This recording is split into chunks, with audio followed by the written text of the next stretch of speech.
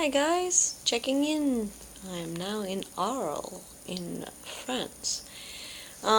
Today's train ride was uneventful, unlike the day we had yesterday, so let me go back to that a bit. Okay, so where were we? Before we were in Carcassone, oh yes, we are in Ribes de Fraisier, the little hill town, in the Pyrenees. Well, we all left our hotel to go and get on the train, and it was going to be one of three trains. So we had a train, then a connection, then a train, then a connection, then a train. Anyway, so we went to go to the first train and found out that it had been cancelled due to some obstruction on the railroad tracks. So that was like, well, crap. What are we going to do? But there was a delay between that and our next connection. So our leader ran off and managed to hire a bus for us. And then the bus came, and we all got on, and that turned out to be quite adventurous. I think he was trying to make our connection because he showed up late, and there was a lot of like crazy hairpin turns, and then like somebody like asked to stop the bus, and we all look up, and like apparently the majority of the Aussies on our tour like had suddenly gotten very motion sick, and everybody was turning green, and the Canadians, we all kind of look at each other like, what?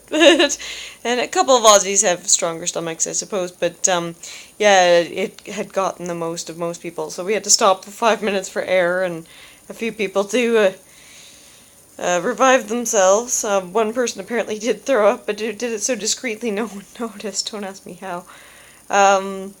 So that slowed things down. Plus the fact that the guy showed up like way later than he said he would.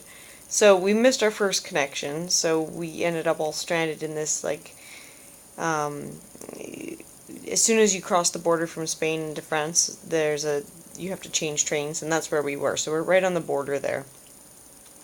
In France now, and the next train doesn't come for like almost 2 hours, so we had all planned to have like a bit of a picnic on the train, so we all just busted out all of our food and wine and whatever and just ate right there on the platform, and then so we wait for because we missed our connection, we had to figure out what to do next, and so turns out we got put on another bus, this time driving us. Oh, I don't even remember. It was, I think, close to 2 hours. And then we got off of that bus, and the last train, like, we had to run for it because the connection time was supposed to be like 9 minutes, and our bus was like running 5 minutes behind. So, like, we all run for it, and it turns out, like, it didn't even freaking go. So, like, we're all racing around and, like, breaking our backs and our wrists, trying to get our stupid suitcases up and down these stupid platforms on these stupid train stations.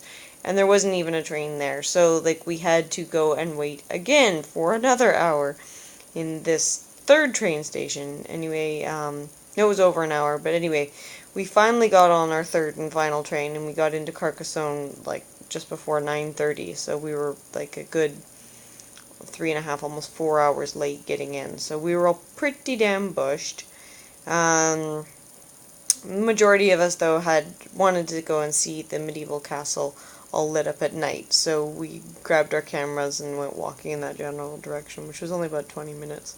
But after we snapped a few shots, we all went back and went to bed, because our leader had us up very early, so we all had to be up at 7 to beat the crowds to go to the castle. So we did that this morning and checked out Carcassonne, and I'm glad I went, but I can see why you don't need more than about a half day there, because there really isn't that much else in the town to see or do. There's a few shops and stuff, but there's other nicer places to go. But the castle was really fantastic, and I think I was the only one who shelled out the money to actually go into the castle part in the very middle of it. But it had lots of nice, neat little shops, and it was just really neat to be in a place that, you know, has so much history. So that was neat. And then 12:30, we all grabbed our bags and jumped on another train. This one, blissfully uneventful, and it took us about 2.5 hours to drop us off here at Arles,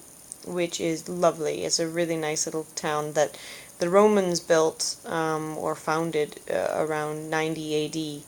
So it has very old roots. It has a great Colosseum and an amphitheater and a Roman bathhouse and apparently a fantastic Roman architecture or archaeology museum.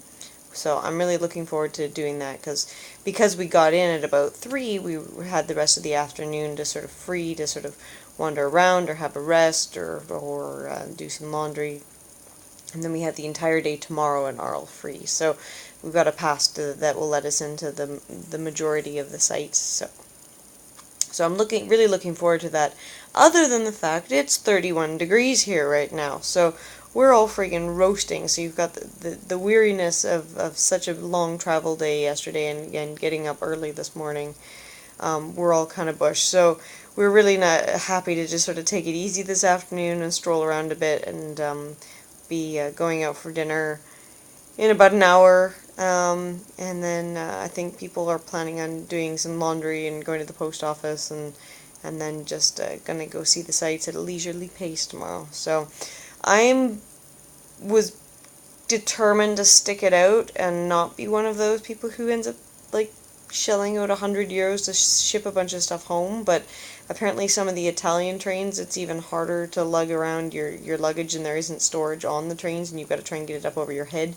I think my bag weighs like over 40 pounds. So, and not to mention, I looked ahead in the weather forecast and yeah, it'll be a little cooler in Nice where we're going next, but only down to like somewhere between 24 and 26, and then from like there on out into Cinque Terre and then Tuscany and Rome, we're looking at like high 20s, and then Rome it's going to be like 30s. So I really am considering lightening my suitcase by maybe 10 pounds and send home some sweaters and my heavier jacket and some books and a few other things that, I mean, for the most part, I'm glad I've brought what I brought, but it's just the idea of having to continue to lug it around. Like, I'm seriously not doing a suitcase again for this kind of a trip. If I ever do something like this where I'm moving every couple of days, backpack all the way, and don't bring more than about 2-3 weeks max worth of stuff, because and make sure it's all like light and easy to wash. It's definitely not worth it. Like, for me, once I get to Rome, I'll be fine, because I've got one home base for a whole week, so I can just, I've got my little day pack, and I'm laughing, but, this lugging this crap up and down, like, it's not accessible like it is at home, like, where there's freaking, escalators and elevators and all these things for disabled people or idiots like me with giant heavy suitcases, but it made me feel a little better seeing that the majority of the people on my tour all have bags that are just as big, if not bigger than mine. So we're all kind of in the same boat, and yeah, I think I may break down and send home some stuff tomorrow. So anyway, I'm just trying to figure out who to send it to because Ian's at sea. Anyway, I digress. So yes, so Arles, lovely Arles. I'll take some pics and videos tomorrow, and I will check in. And but I'm really looking forward to seeing the Colosseum and the Archaeology Museum in particular. But yeah, so that's what I've been up to, and that's why I have not been checking in as often, is because we've been on the road so much. And but yeah, no, I'm doing well. I got this big old zit. I think it's the sunscreen and the sweating, and never mind. Other than that, I am good. I am tired. I'm currently taking advantage of a rare moment alone in a lovely, lightly air-conditioned room. Yeah, just looking forward to going out to dinner, and yeah, I will see you guys later.